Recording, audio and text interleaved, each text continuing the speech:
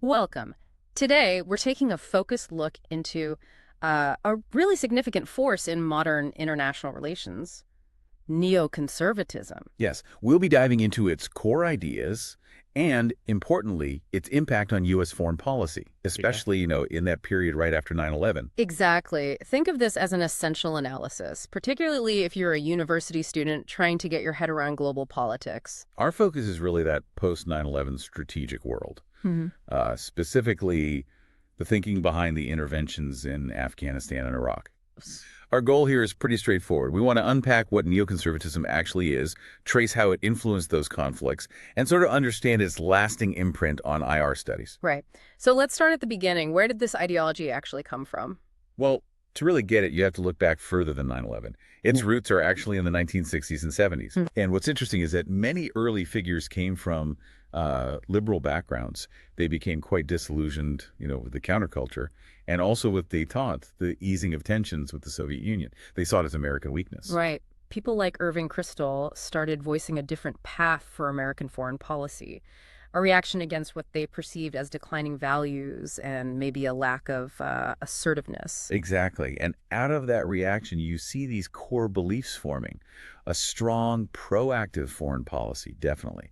Emphasis on military strength. Okay. Also, a real distrust sometimes of traditional diplomacy in international bodies. Mhm. And this idea of moral clarity, seeing adversaries in pretty stark terms.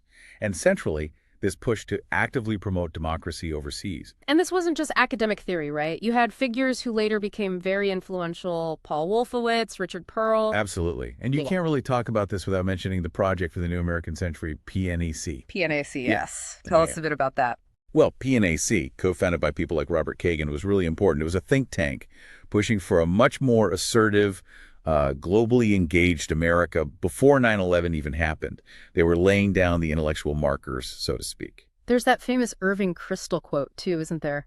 A neoconservative is a liberal mugged by reality. That really captures it, doesn't it? That feeling of being disillusioned with idealism and turning towards something more focused on power and, well, reality as they saw it. Mm-hmm. A core belief by the early 2000s was that American power wasn't just for defense. It should be used proactively to spread democracy and protect U.S. interests and values worldwide. Okay, so that gives us a good grounding in the ideology itself. Now let's turn to 9/11. It seems clear from our sources this was a major catalyst. Oh, absolutely. A huge inflection point. The attacks provided, well, a new lens for understanding global threats. They were framed, and this fit perfectly with neoconservative thinking, as this fundamental battle between democracy and extremism. 9/11 basically created an opening. It allowed these ideas to jump from think tanks right into the heart of government policy. And that leads us to the Bush Doctrine. Can you unpack the main elements of that strategy for us? Sure, the Bush Doctrine, especially laid out in the 2002 National Security Strategy, really marked a shift. Preemptive action became key. Preemption. Yeah, the idea that the U.S. could and maybe should act against threats before they fully materialized. Then there was regime change, targeting states seen as hostile or sponsoring terror. And finally, explicitly linking the spread of democracy around the world to American security. So moving from defense to offense, in a way. You could say that. A shift from reaction to proactive intervention. Mhm. Preemption, regime change, democracy promotion. Those are the tools. It's quite striking, looking back, that PNCASI was already calling for Saddam Hussein's removal years before 9/11, that 1998 letter to President Clinton. Exactly. That's a key point. The post-9/11 context gave that pre-existing goal a whole new sense of urgency. Suddenly, removing Saddam felt, to many in the administration, like a strategic necessity. And President Bush himself said in 2003 something like, the survival of liberty in our land increasingly depends on the success of liberty in other lands. A very clear articulation of that core belief, yes, linking domestic security directly to promoting democracy abroad. But Dr. adds a nuance here regarding Afghanistan, doesn't she? She does. She points out that while the initial move into Afghanistan after 9/11 had pretty broad support, the neoconservative influence became much clearer later on, specifically in the nation-building efforts and the way the mission expanded beyond just counterterrorism. Okay, that brings us squarely to Iraq. This really feels like the central case study for seeing neoconservative ideas put into practice. What was the official justification for invading in 2003? Well, the main arguments pushed publicly were, first, that Saddam Hussein had active weapons of mass destruction programs, WMDs. Which turned out not to be true. Exactly. That claim was later debunked. And second, the argument that there were significant ties between Saddam's regime and al-Qaeda. But beyond those immediate threats, there was this broader neoconservative vision, right? This democratic domino theory. Yes, absolutely. The thinking was if you could establish a stable democracy in Iraq, it would sort of radiate outwards. It would spark democratic change across the Middle East, making the whole region more stable and less hospitable to extremism. A kind of transformative project for the region. Precisely. Though, perhaps, as we now know, it underestimated just how difficult it would be to implant Western-style democracy in such a different context. The social, the religious, the historical factors. And while the invasion itself was quick, the aftermath was anything but. Chaos, the Abu Ghraib scandal, years of sectarian violence. A stark contrast, wasn't it, between the optimistic predictions and the reality on the ground.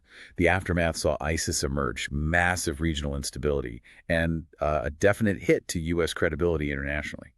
Acknowledging that the threat from Iraq was likely oversold. Yes, she does. She knows the criticism that proponents overestimated the threat and, crucially, underestimated the immense difficulty of building a stable democracy there. That underestimation of the local context seems key. It really does.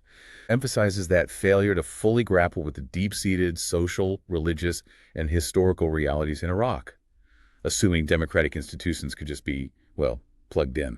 Which leads us to the broader criticisms of neoconservatism and its consequences. The intelligence failures around WMDs loom large here. Hugely significant. The intel on WMDs was just fundamentally flawed. And there were serious allegations later about intelligence being, let's say, shaped to fit the policy goals. That inevitably led to intense scrutiny of the whole decision-making process. And the costs, human costs, financial costs, they were staggering. Our sources mention figures like 200,000 Iraqi civilian deaths, trillions of dollars spent. The impact is profound, yes. Beyond the tangible costs, you also had sharp ideological critiques. Noam Chomsky famously called it imperialism masked as democracy. A strong critique, highlighting skepticism about the real motives behind democracy promotion via military force. Right. Points out this thinking wasn't just about Iraq. It permeated the wider war on terror, influencing that emphasis on preemption and a kind of skepticism towards old-school diplomacy. And that connects back to the Bush Doctrine, the 2002 national security strategy we talked about. Exactly. You can clearly see the intellectual DNA of neoconservatism in that document, especially that willingness to act preemptively, even unilaterally if needed. So thinking about all this, what's the lasting legacy?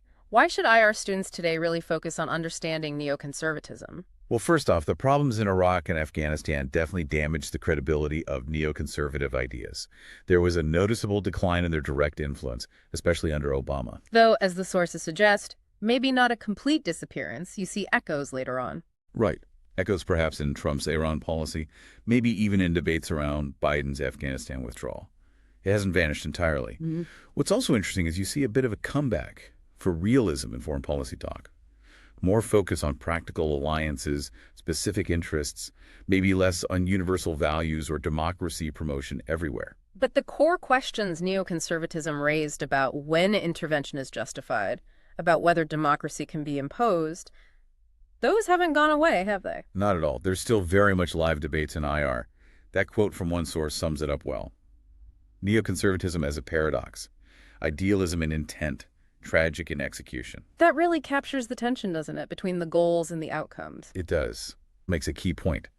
While its direct power might be less, neoconservative thinking hasn't disappeared. You see elements of it blended into other approaches, especially, say, in discussions about China today. So her final take is quite nuanced. Very much so. She sees the legacy as complex. Yes, it led to costly wars, but it also came from, genuine security worries. The big lesson, perhaps, for anyone studying or practicing foreign policy is about the dangers of ideological certainty, the need for maybe a bit more humility. Okay, so let's try to wrap this up. We've looked at the core ideas of neoconservatism, traced its significant influence after 9/11, especially on Afghanistan and Iraq, discussed the major criticisms, and considered its complicated legacy in IR. And for you, as students of international relations, understanding this whole episode is really crucial. It's a powerful case study, isn't it? About how ideology plays out in real-world foreign policy, the complexities of intervention, the challenges of trying to promote democracy. And if you want to dig deeper, the sources mentioned a couple of books, Francis Fukuyama's America at the Crossroads and Dexter Filkins' The Forever War. Worth checking out. Which leaves us with a final thought, really, for you to consider as you continue your studies. Based on this neoconservative experience, what are the absolutely critical factors you need to analyze when you're evaluating any foreign policy driven strongly by a particular ideology? What tells you if it might succeed, and what are the ethical red flags you need to look out for?